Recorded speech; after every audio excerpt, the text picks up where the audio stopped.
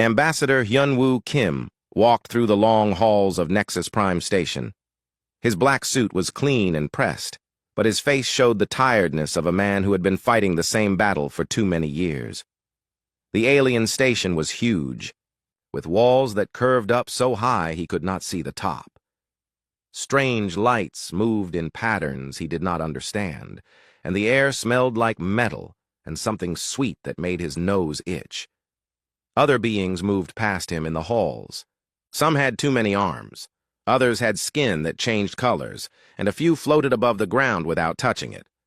They all looked at Hyunwoo the same way, like he was something small and not very important. He had gotten used to that look. Over the past 5 years as Earth's main speaker to the Galactic Council. Behind him walked his team.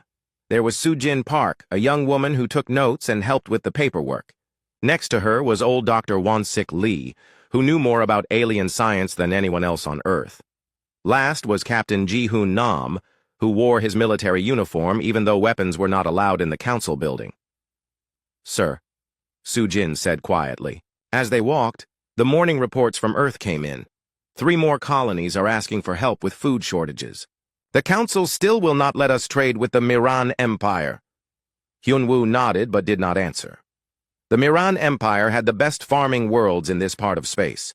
They wanted to trade with humans, but the council said no. They always said no. They reached the big doors that led to the council chamber. The doors were made of some kind of blue stone that glowed with its own light. As they opened, Hyunwoo could hear voices inside, not human voices, but the sounds that aliens made when they talked. Some clicked, some hummed, and some made noises like breaking glass. The council chamber was round and very large. In the middle was a circle of 7 tall chairs, each one different to fit the alien that sat in it. Around the edges were smaller seats for visitors and speakers. The ceiling was clear, showing the stars outside the station.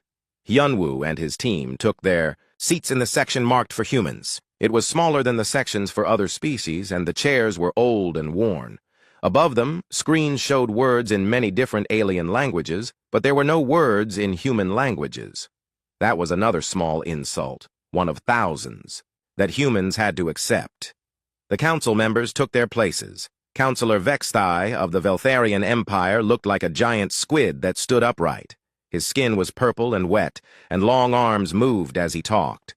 Next to him sat High Judge Mordak of the Hegemony, whose body was covered in thick armor that looked like black metal. The others were just as strange, beings that had evolved on worlds humans had never seen. At the center sat Prime Counselor Cathara of the Nexari Collective. She was the most human-looking of them all, but her skin was silver and her eyes were completely black. When she spoke, her voice came from a machine that made it sound cold and empty. "We call this meeting to order," Cathara said. "Today we discuss the human request for expanded mining rights in the Kepler sector." Hyunwoo stood up. He had practiced his speech many times, but he knew it would not matter. "Honored council members, humanity respectfully requests permission to expand our mining operations in Kepler 442. Our surveys show rich deposits of rare earth metals that our colonies need for basic technology." Councillor Vexthai waved one of his long arms. "The Kepler sector is under Veltharian protection. We cannot allow primitive mining techniques to damage such important space." "Our mining is not primitive," Dr. Lee said, standing up next to Hyunwoo. "Human extraction methods cause less environmental damage than standard council techniques. We have the data to prove this." High Judge Mordak made a sound like metal scraping against stone. "Data from humans means nothing. Your species has been in space for less than 100 years. We have been exploring the galaxy for 10,000 years. Soo-Jin whispered to Hyunwoo. "Sir, should I show them the mining efficiency reports?" Hyunwoo shook his head. He had tried showing reports before. The council never looked at them. Prime Counselor Cathara touched something on her chair, and the big screens around the room lit up. They showed maps of human space, 47 colonies spread across 3 sectors. It looked small compared to the vast territories controlled by the council races. "Humans," Cathara said, "you must understand your place in the galactic community. You are new here. You are still learning. The council has decided to temporarily suspend all human mining rights in the Kepler sector." The words hit Hyun-woo like a physical blow. Temporarily suspend? For how long? Until the council determines that human methods meet galactic standards, Vexthai answered. Perhaps in 50 or 60 of your years. Captain Nam leaned forward in his seat. Hyun-woo could see the anger in the soldier's eyes, but Nam stayed quiet. Getting angry in the council chamber would only make things worse for humanity. There is more, High Judge Mordak said. His voice sounded pleased, like he was enjoying this. The council has received complaints about human behavior in the frontier zones. Your people are too aggressive in their expansion, too quick to claim new worlds. We follow all council laws about planetary claims, Hyun-woo said. Every colony is properly registered. Laws, yes, said Councillor Zephyrin of the Zephyrian Republic. She looked like a large bird with golden feathers and eyes like jewels. But you do not follow the spirit of galactic cooperation. You take worlds that other species might want in the future. Dr. Lee stood up again. With respect, Counselor, the worlds we have colonized were empty. No intelligent life, no previous claims by any council member. Empty by your definition, Zephyrin replied. But every world has value. Every star system is part of the greater galactic community. Humans think only of themselves.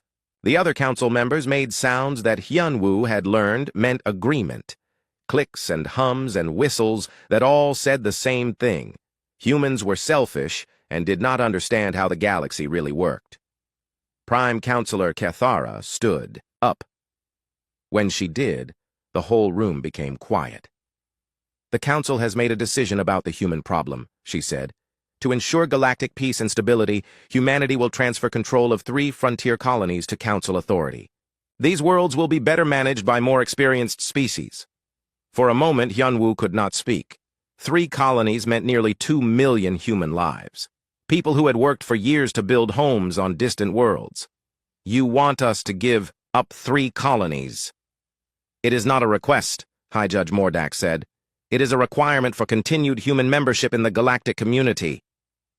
And if we refuse? Captain Nam asked.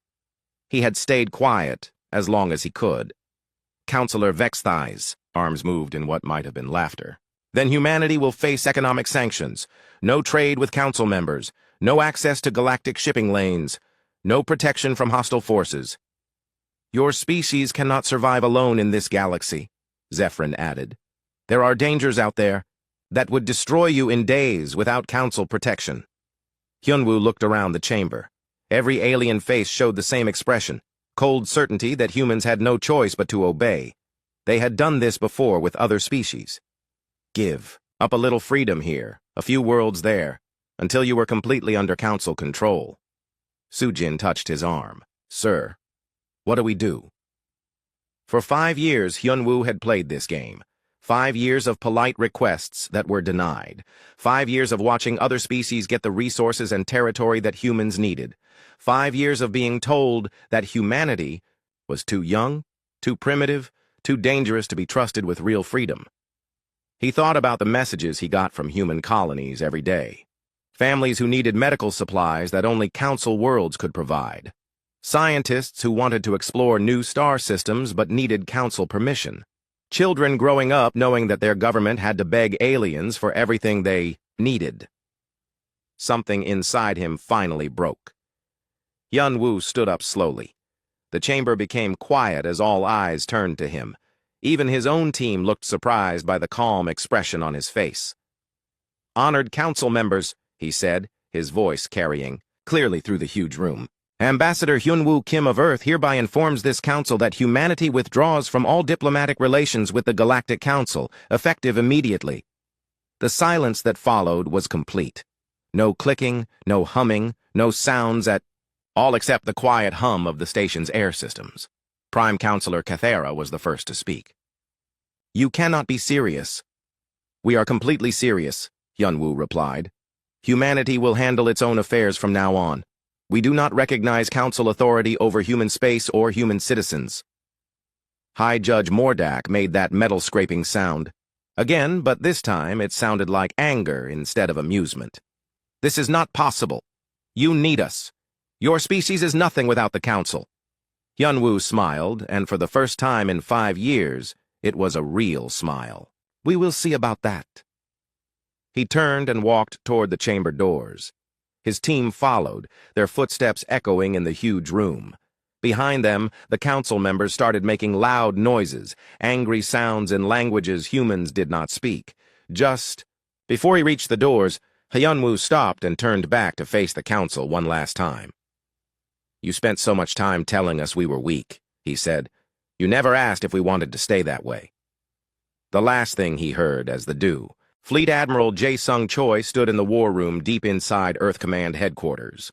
The room was built into the Swiss Alps, 3 kilometers underground, where it could survive almost anything. Around him, holographic displays showed every human ship, station, and colony in known space. Red dots marked the locations where trouble was already starting. The news from Nexus Prime had reached Earth 6 hours ago. Since then, Jae-sung had been in constant meetings with world leaders, military commanders, and scientists. Everyone wanted to know the same thing. What happened next? Admiral, said Captain Minho Park, who had just arrived from his ship in, orbit. The Council is already moving. They've frozen all human bank accounts in Council space. Every trade agreement has been canceled. They're telling merchant ships to avoid human territory. Jae-sung nodded. He had expected this. The Council always used money as their first weapon. What about our people on alien worlds? 40,000 humans are stranded on Council planets, reported Commander Hyejin Nam, the intelligence director. Most are scientists, diplomats, and their families. The Council says they're guests now, but we know what that really means. It meant hostages. The Council would keep those humans to force Earth to change its mind. Captain Sun Mi-yoon of the HFY Science Vessel Pioneer raised her hand. Sir, what about our technology gap? Their ships have energy shields that can stop anything we can throw at them. Their weapons can destroy our ships from twice the range of our missiles. Other officers around the table nodded. This was the problem. Everyone was thinking about, but nobody wanted to say out loud. In a straight fight, human ships would lose badly against Council forces. Earth's military was built to fight other humans, not aliens with thousands of years of advanced technology. That brings us to why you're all here, Jae-sung said.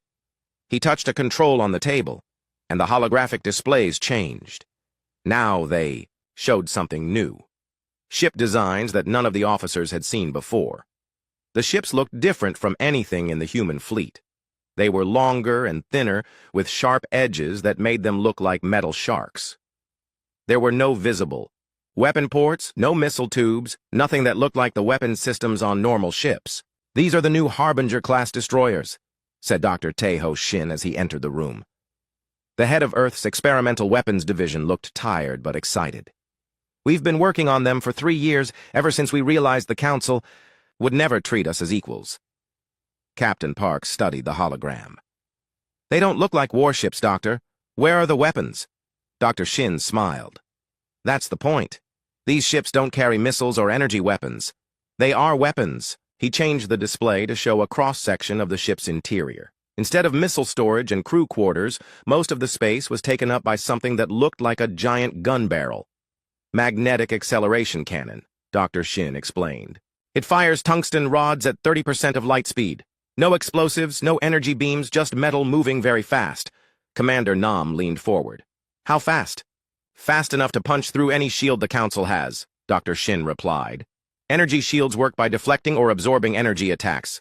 But these rods aren't energy. They're solid matter. The shields can't stop them. Captain Yoon looked confused. But that's impossible. If kinetic weapons worked against Council shields, someone would have tried this before. Someone did, said Dr. Lee Chang-min, the chief xenoarchaeologist, as he joined the meeting. We found evidence in ruins on Kepler 438, an ancient species that used kinetic weapons exclusively. They were very successful until they disappeared about 2 million years ago. What happened to them? Admiral Choi asked. Nobody knows, Dr. Lee replied. But their weapon technology survived in scattered data caches. We've been studying it for years. Dr. Shin activated another hologram. This one showed the armor plating on the new ships. The hull is also completely different. Instead of trying to stop energy weapons, we decided to absorb them. The armor is made of layered metamaterials that convert energy into heat, then radiate it away. What about kinetic impacts? Captain Park asked. Self-repairing nanotechnology, Dr. Shin said. Any hole in the armor fills itself within minutes. The ship can take massive damage and keep fighting. Admiral Choi walked around the holographic ship, studying it from every angle. How many do we have? 50 are ready for combat trials, Dr. Shin replied. Another 100 will be finished within 2 months. And crews? We've been training volunteers in secret, said Captain Jin-A Kwan, who had been quiet until now. Every crew member knows they might not come home from this. The room became silent. Everyone understood what they were really talking about. Earth was about to go to war with the most powerful alliance in the galaxy. Even with new technology, the odds were terrible. Admiral Choi looked around the table at his officers. These were good people who had dedicated their lives to protecting humanity. Now he was going to ask them to risk everything on ships that had never been tested in real combat. There's something else, Commander Nam said. Our deep cover agents in Council space report that they're mobilizing peacekeeping fleets. 300 ships are heading toward human territory. They plan to restore order by force. When will they arrive? Admiral Choi asked. 6 days to reach our outer colonies. 2 weeks to reach Earth. Admiral Choi made his decision. Send the recall order to all human ships and stations. They have 48 hours to return to protected space or go completely dark. After that, anything non-human in our territory is a target. Captain Park stood up. Sir, that means abandoning the research station at Wolf 359. There are 60 scientists there. I know, Admiral Choi replied. But if they stay, they'll be captured or killed when the Council fleets arrive. This way they have a chance. He turned to Dr. Shin. How quickly can you get the Harbinger ships ready for combat? They're ready now, Admiral. We just need crews and targets. You'll have both, Admiral Choi said. Captain Kwan, I want you to take the first squadron to the Kepler mining stations. If the Council wants to play with our territory, they'll learn it's not as empty as they think. Captain Kwan saluted. Yes, sir. What are our rules of engagement? Admiral Choi's expression became hard. No prisoners, no warnings, no mercy. The Council thinks we're weak because we've been playing by their rules. Time to show them what happens when humans make their own rules. Dr. Shin looked uncomfortable. Admiral, these weapons are very powerful. Even one hit could destroy a Council cruiser completely. Good, Admiral Choi replied. The faster we end this, the fewer people die on both sides.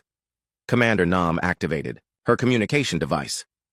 Sir, incoming message from Nexus Prime. The Council is demanding to speak with Earth's leadership. Tell them we're busy, Admiral Choi said. If they want to talk, they can come to Earth, but they should bring a bigger fleet. As the meeting broke up, officers hurried to their assignments. Ships needed crews, weapons needed testing, and colonies needed defending. In 6 days, the galaxy's most powerful military force would arrive at human borders, expecting easy victory. Captain Park stopped at the door. Admiral, what if we're wrong? What if the new ships don't work as well as we hope? Admiral Choi looked at the holographic display showing human space. 47 colonies, 63 million people, all depending on decisions made in this room. Then we find out how much damage humans can do when they have nothing left to lose, he said. On the main display, red icons began moving toward human space. The Council fleets were already on their way, confident that a few demonstrations of force would bring the rebellious humans back into line. They were about to learn that some species become more dangerous when cornered, not less. In the weapons labs below the command center, Dr. Shin watched as the first Harbinger-class destroyer prepared for launch. The ship was beautiful in its simplicity.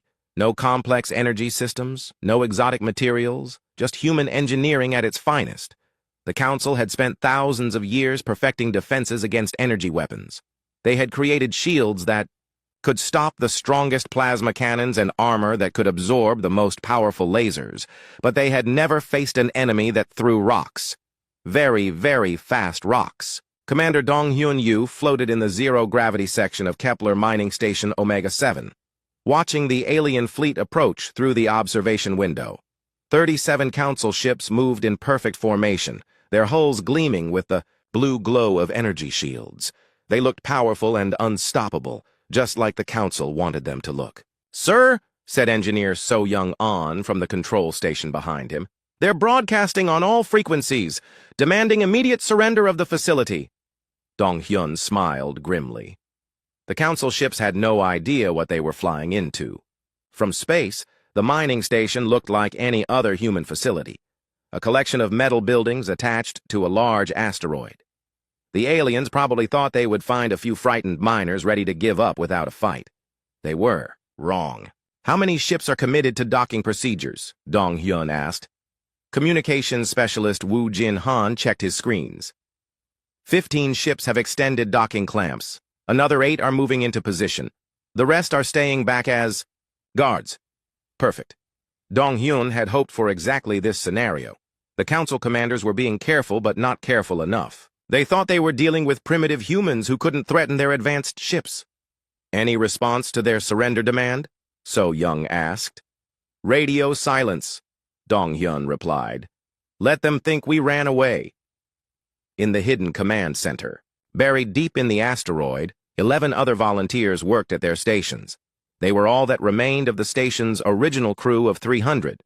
Everyone else had evacuated when the recall order came from Earth Command.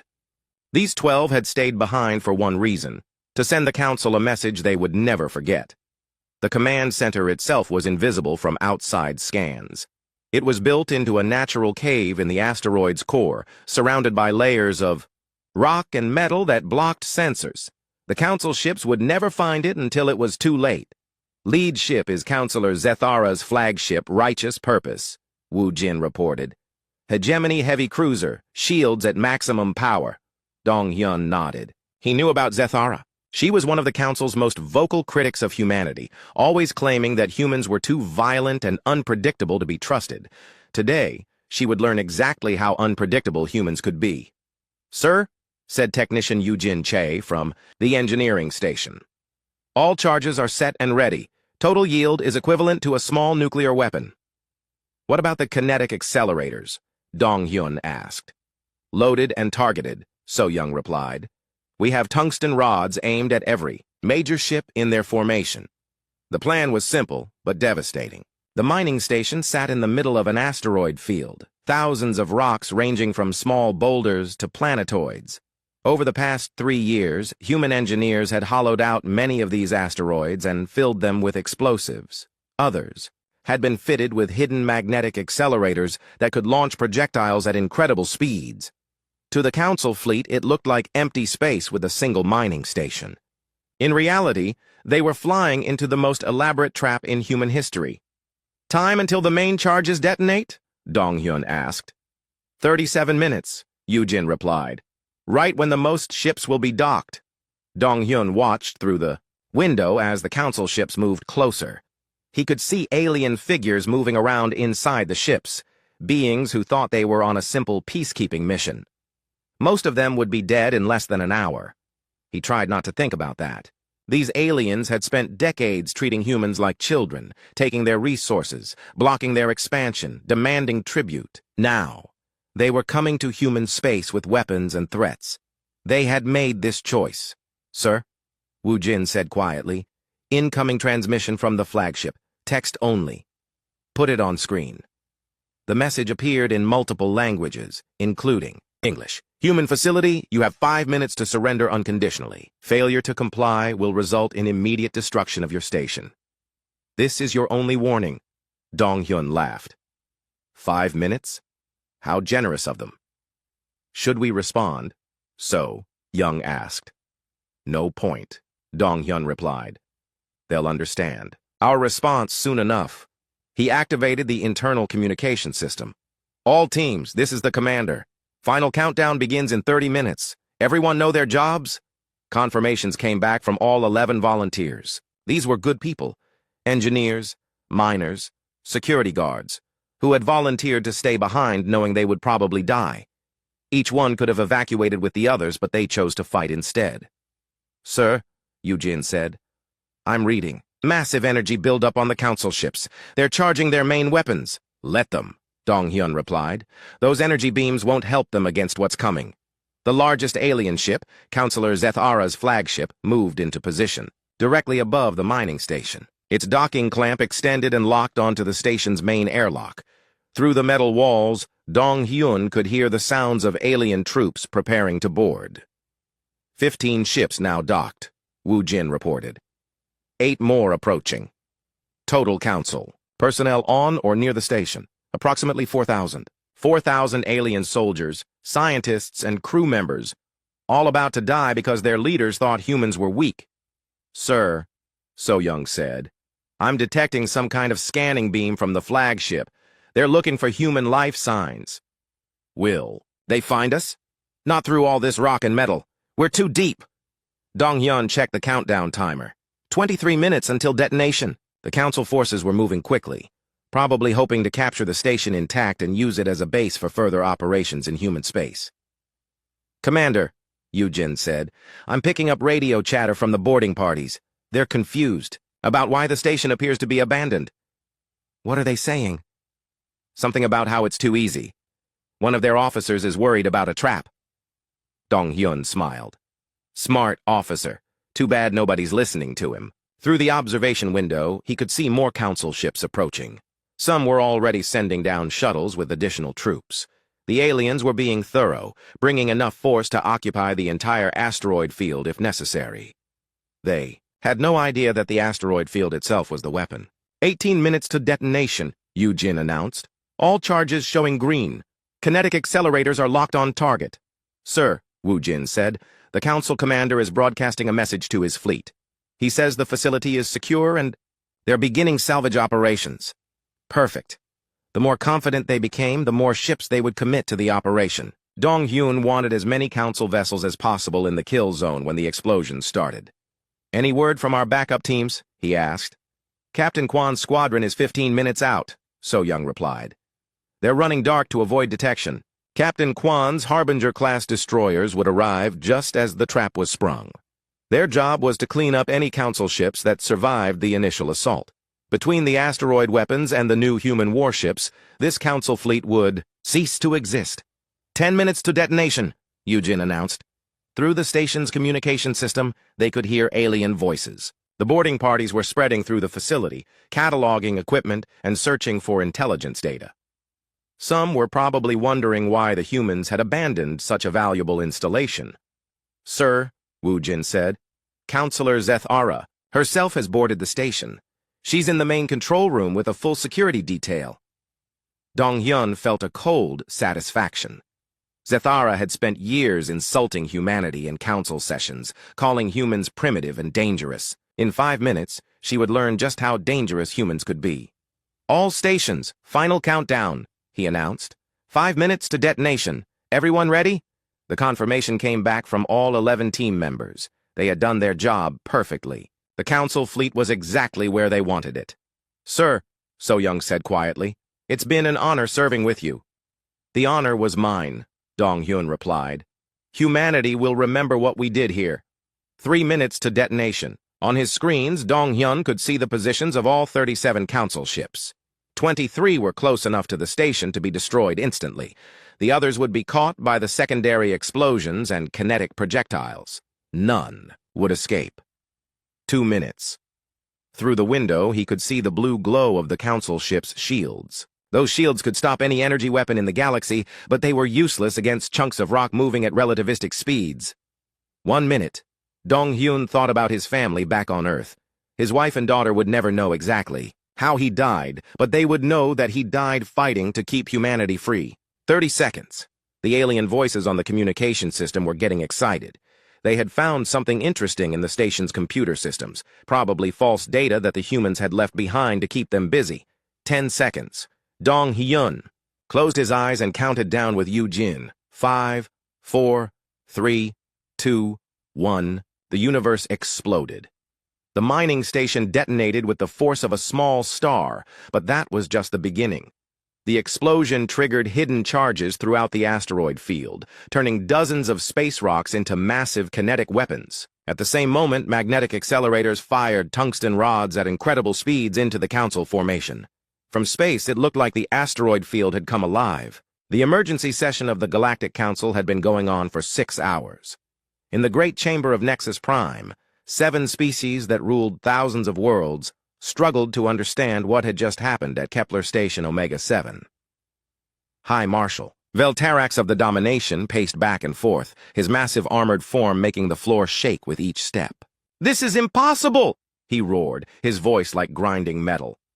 37 ships! Our most advanced fleet! Gone! Prime Counselor Kethara sat motionless in her chair, her silver skin seeming to glow with cold light. The reports kept coming in, and each one was worse than the last. "Tell me again what the survivors saw," she said to the trembling hegemony officer who stood before the council. Commander HFY of the destroyed peacekeeping fleet was one of only 43 beings to escape the disaster. His ship had been at the edge of the formation when the explosions started. "The mining station simply exploded," he said, his voice shaking. But it was not a normal explosion. The entire asteroid field became a weapon, rocks moving faster than our sensors could track. Our shields meant nothing. Counselor Vexthai of the Veltharian Empire waved his tentacles in distress. "How can rocks defeat our shields? Our technology is thousands of years ahead of these primitive humans." "That is what we thought," Commander HFY replied. "But their weapons are not energy-based. They fire solid projectiles, metal rods that punch through our defenses like they do not exist." Counselor Yunthara of the Collective leaned forward. As the most scientific member of the council, she had been studying the battle reports with growing alarm. "Our shields are designed to deflect or absorb energy attacks, plasma, lasers, particle beams, all the weapons that civilized species use. But kinetic weapons, we stopped preparing for those millennia ago. Because no civilized species uses kinetic weapons," High Marshal Veltarax shouted. "They are crude, primitive, barbaric, and effective," Yunthara replied quietly. "The physics are simple. A solid object moving at high speed carries enormous energy. Our shields cannot deflect solid matter the way they deflect energy beams." Prime Counselor Kethara activated the chamber's main display. It showed tactical recordings from the few council ships that had escaped the battle. The images were grainy and distorted, but they clearly showed human ships moving through the wreckage of the peacekeeping fleet. The human vessels looked nothing like proper warships. They were sleek and predatory, with no visible weapon systems. But the recordings showed streams of projectiles emerging from their hulls, each one destroying a council ship with a single impact. "These new human ships," Kethara said, "they seem to be built specifically to fight us. How long have they been preparing for war?" "Unknown," replied Intelligence Director Kethmar of the Nexari Collective. "Our agents in human space reported nothing about new ship construction. Either their security is better than we thought, or they built these vessels in hidden locations." Counselor Zephyrin of the Zephyrian Republic spread her golden wings in a gesture of fear. "Counselor Zethara was on the flagship when it was destroyed. She was one of our most experienced military leaders. If the humans can kill her so easily, Chamber fell silent. Zethara had been a hero of 3 galactic wars, a tactical genius who had never lost a battle. Her death sent a clear message to the rest of the council. No one was safe from human weapons. "We must respond immediately," High Marshal Veltarax declared. "Mass all our fleets. Destroy the human colonies one by one until they surrender." "With what?" Yunthara asked. "Our entire peacekeeping force is gone. The humans destroyed 37 ships without losing a single vessel of their own." "Then we build more ships. That will take years," Kethara pointed out. "And what if the humans attack us while we are building? What if they bring these kinetic weapons to our worlds?" The council members looked at each other with growing panic. For thousands of years, they had been the dominant power in the galaxy. Their energy, weapons, and shield technology made them nearly invincible against any conventional threat. But the humans were not conventional. "There must be a weakness," Veltarax insisted. "No species is perfect. These kinetic weapons must have limitations." Yunthara called up more data on the main display. "I have been analyzing the battle recordings. The human weapons are indeed limited. They can only fire in straight lines, they have limited ammunition, and they require enormous amounts of energy to accelerate projectiles to useful speeds." "Then we can defeat them." "No," Yunthara said quietly. Because they have solved all those problems. Their ships carry hundreds of projectiles. They use fusion reactors to power their accelerators. And they do not need to hit us directly, even a near miss from a projectile moving at significant fraction of light speed will destroy any ship through radiation and debris. Meanwhile, across the galaxy, panic was spreading through council space as news of the defeat reached civilian populations. On the trade world of Nexus 7th, alien merchants watched in horror as human freighters appeared on long-range sensors. The ships made no aggressive moves, but their mere presence was enough to shut down all commercial activity. Captain Seung-ho Kim commanded one of those freighters, the Free Trader. His ship was actually a disguised Harbinger-class destroyer, but the aliens did not know that. They saw what looked like a normal cargo vessel and assumed it was harmless. "Sir," said Lieutenant Yu Jin Chai, his tactical officer, "the local defense fleet is approaching. 12 ships, mostly light cruisers. Any hostile actions?" "No, sir, but they are demanding that we leave immediately." Captain Kim smiled. "Send them this message. We are conducting lawful trade in neutral space. Any attempt to interfere will be considered an act of war." The alien response came back quickly.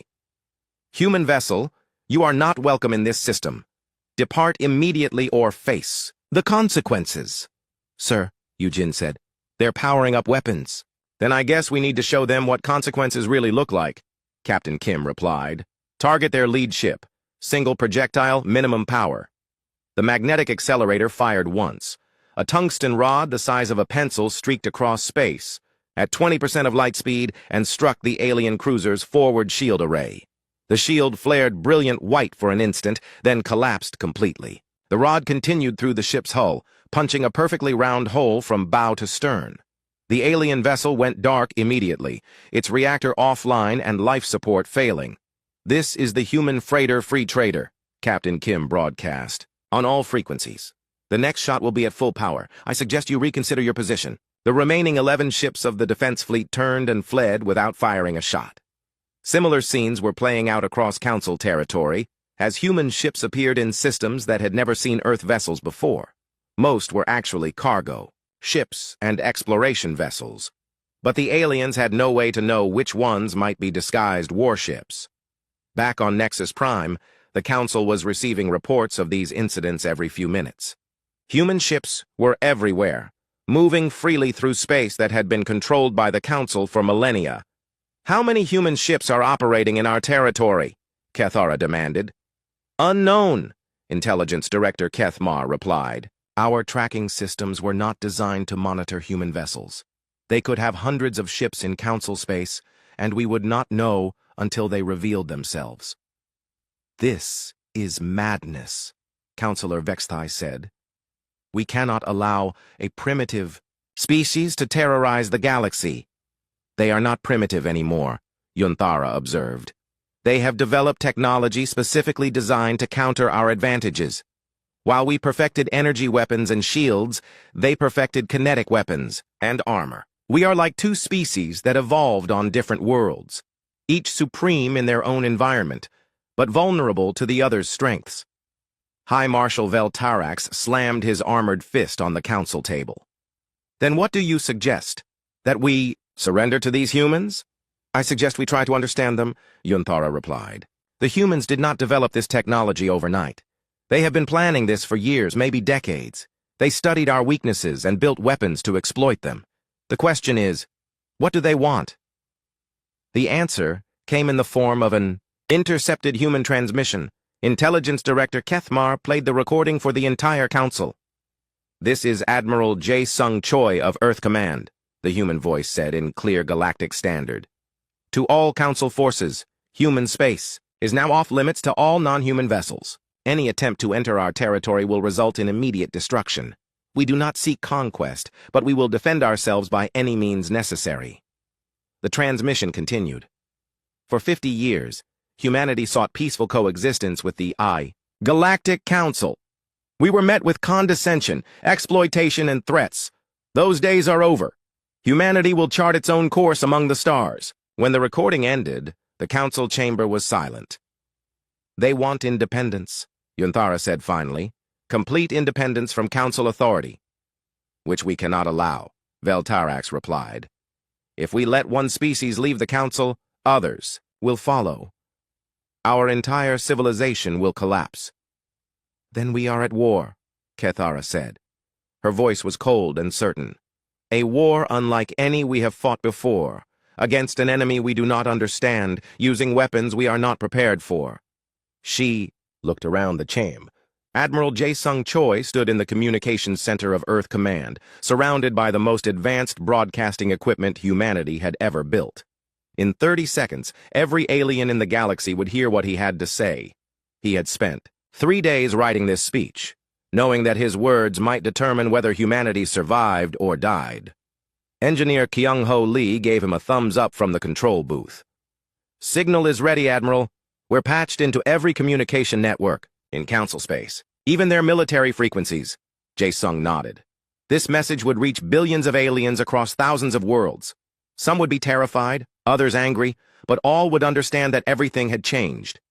Broadcasting in 10 seconds, Kyung-ho announced. Behind Jae-sung, holographic displays showed the current state of human space. Red markers indicated the positions of his battle fleets, now spread across 12 star systems. Each fleet contained at least 20 Harbinger-class destroyers, enough firepower to annihilate any Council force that dared to enter human territory. 5 seconds. Jae-sung thought about Ambassador Hyun-woo Kim, still trapped on Nexus Prime, with his diplomatic team. The Council was holding them as hostages, probably hoping to use them as bargaining chips. That was another mistake the aliens would regret. Broadcasting now. The red light came on, and Jae-sung began to speak. His voice was calm and measured, but every word carried the weight of humanity's fury. Citizens of the galaxy, he said, looking directly into the camera. I am Admiral Jae-sung Choi of Earth Command. For 50 years, my species has tried to find its place in your galactic community. We offered friendship, trade, and cooperation. In return, you treated us as children to be managed and controlled. On Nexus Prime, Prime Counselor Kethara watched the broadcast in the Council Emergency Center. Around her, alien technicians frantically tried to block the human signal, but it was already too late. The message was being repeated on every communication channel simultaneously. For decades, Admiral Choi continued, you told us we were too young, too primitive, too dangerous to be trusted with real freedom. You stole our resources, blocked our expansion, and demanded tribute from our colonies. You believed we needed your protection. Director Haewon Young of Human Intelligence sat in a crowded alien bar on the trade world of Kepler Station, openly wearing her Earth uniform. Around her, creatures from a dozen different species watched the broadcast in stunned silence. Some looked frightened, others angry, but none could look away. The bartender, a 6-armed Zephyrian, dropped the glass he was cleaning. On the screen, Admiral Choi gestured to the displays behind him, showing real-time footage of human warships in action. You were wrong, the Admiral said simply. The footage showed Captain Minho Park's battle group attacking a Council supply depot in the Vega system. The alien station's shields flickered and died under sustained kinetic bombardment, while its defenders' energy weapons proved useless against human armor. In less than 10 minutes, a facility that had taken decades to build was reduced to expanding. Clouds of debris. As I speak, Admiral Choi continued, human forces are securing our rightful territory. We have withdrawn from all diplomatic relations with the Galactic Council. We no longer recognize your authority over human affairs. On the Hegemony homeworld, High Marshal Veltarax watched the broadcast from his command center, surrounded by his top military advisors. The footage showing the destruction of Council facilities made several of his officers step back from the screen in shock. Sir, said General Morthek, these humans are using some kind of advanced kinetic weapons. Our shields cannot stop them. I can see that, Veltarax growled. The question is how many ships they have and how quickly we can destroy them. On the screen, Admiral Choi's image was replaced by tactical displays showing the scope of human military operations. Red dots marked successful attacks on Council positions across 3 sectors, supply depots, communication arrays, and patrol bases, all destroyed with surgical precision. Humanity hereby claims complete sovereignty over our territories, Admiral Choi stated. Any non-human vessel found in our space will be destroyed without warning. Any attempt to impose council authority over human affairs will be met with overwhelming force. Dr. Jin Young Seo, xenobiologist and former peace advocate, watched the broadcast from her laboratory on Mars. She had once argued for compromise with the council races, believing that understanding and cooperation could solve any problem.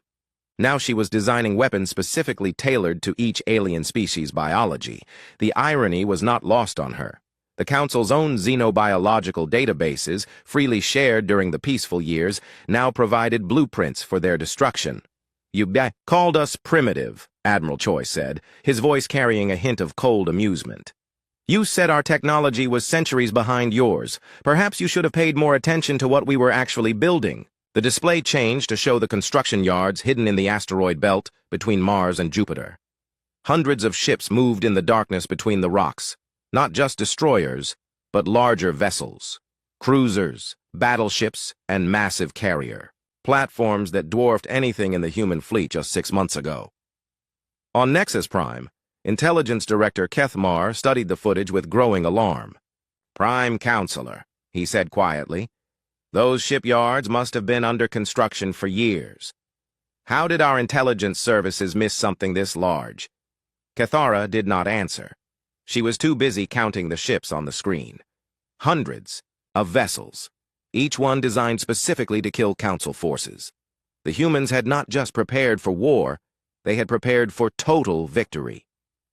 "While you debated our fate in your council chambers," Admiral Choi continued, "we were learning, studying your weaknesses, building weapons you could not defend against. You spent thousands of years perfecting energy shields and plasma weapons. We spent 50 years figuring out how to make you die." The footage shifted to show combat recordings from the Battle of Kepler Station. Council ships exploded in brilliant flashes as tungsten rods punched through their hulls. Proud vessels that had dominated space for millennia were reduced to scrap metal in seconds. In the alien bar on Kepler Station, Director Jung watched as several patrons quietly left their drinks and headed for the exits. Fear was spreading through the crowd like a virus. These beings had never imagined that humans could pose a real threat to their civilization. She smiled and ordered another drink. "To those who still believe they can force humanity back into submission," Admiral Choi said, "I offer this demonstration." The screen split to show multiple camera feeds from across Council space. Human ships emerged from hyperspace near important alien facilities, military bases, industrial centers, research stations. There were dozens of simultaneous attacks happening. In real time, these targets were chosen for their symbolic value, Admiral Choi explained as the attacks began. Each one represents Council authority over species you consider inferior. Energy shields flared and died as kinetic projectiles struck their targets. Ancient fortresses that had stood for millennia crumbled under the impact of weapons moving at relativistic speeds. Research stations that had unlocked the secrets of the universe became expanding clouds of superheated plasma. Prime Minister Yoon-ji Park watched the broadcast from her office on Luna Base, where she was coordinating the largest military operation in human history.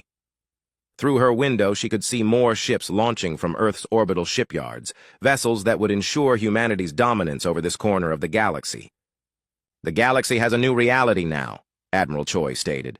"One where strength determines policy, not politics. One where humanity leads, not follows."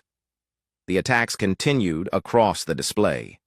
Every few seconds, another Council facility disappeared, in fire and light.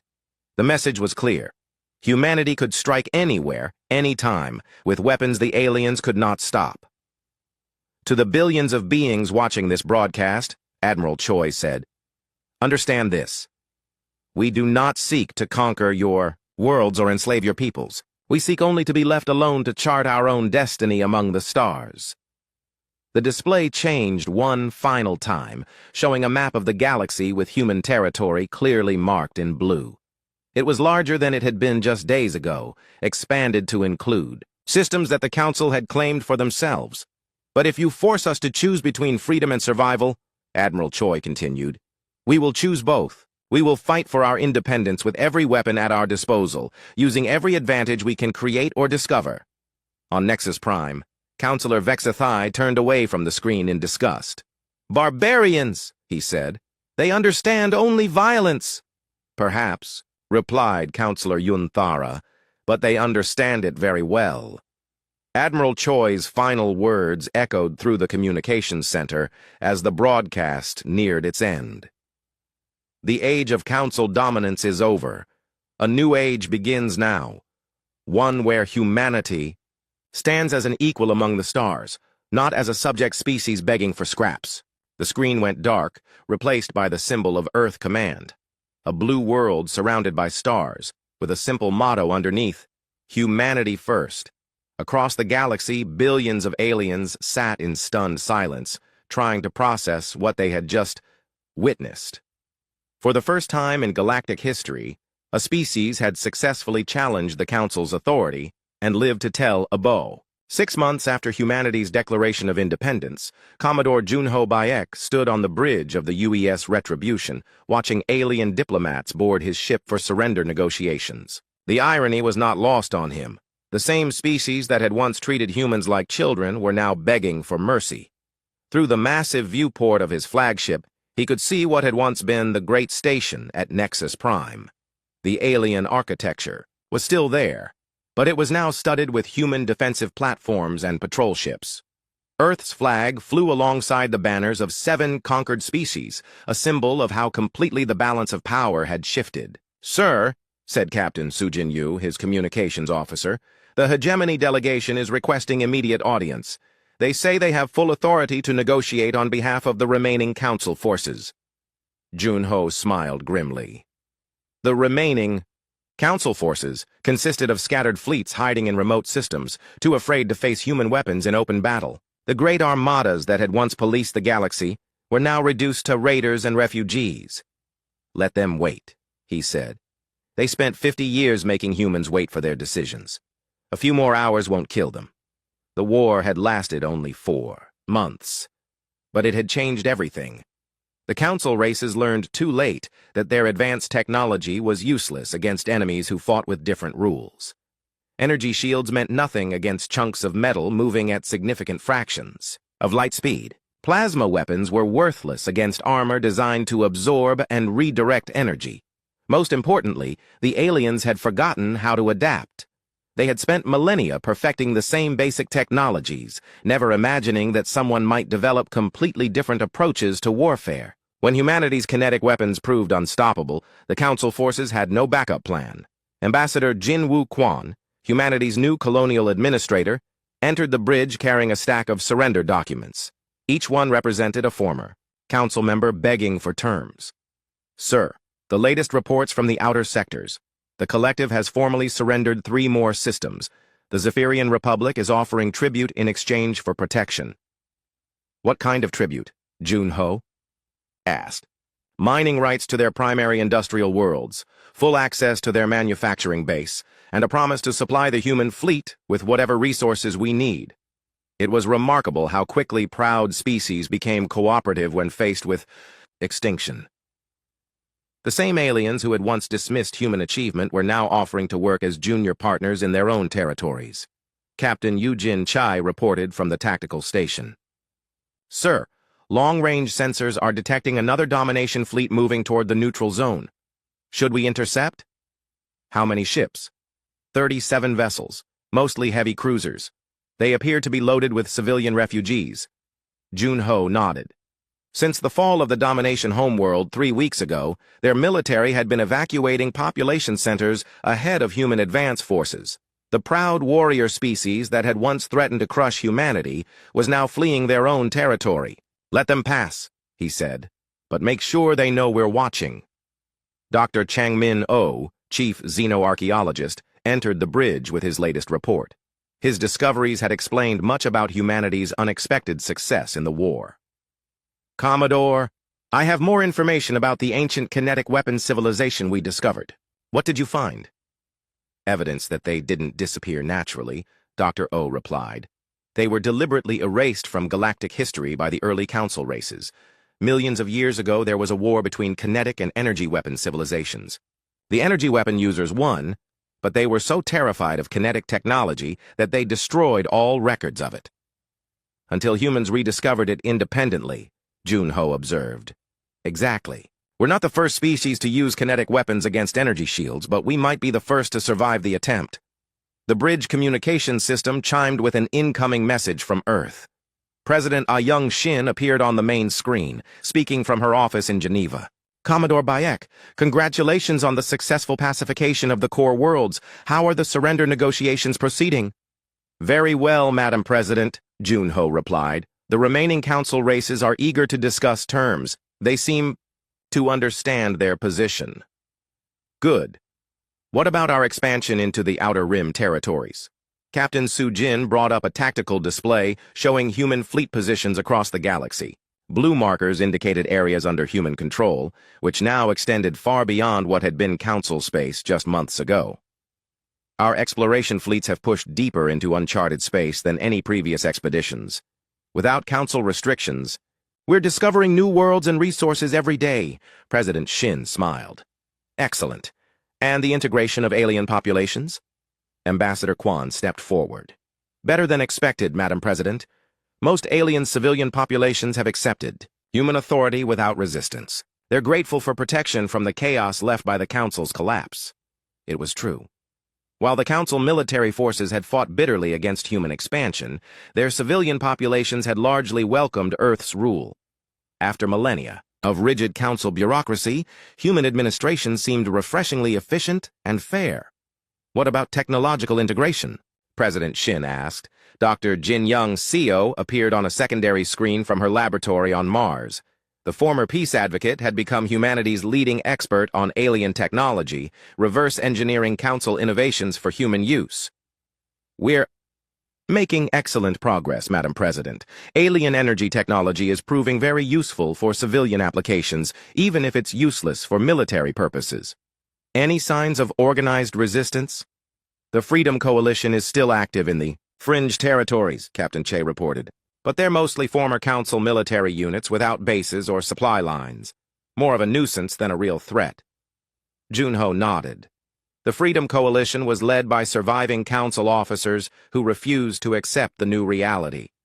They conducted hit-and-run attacks on human positions, but their energy weapons could barely scratch human armor.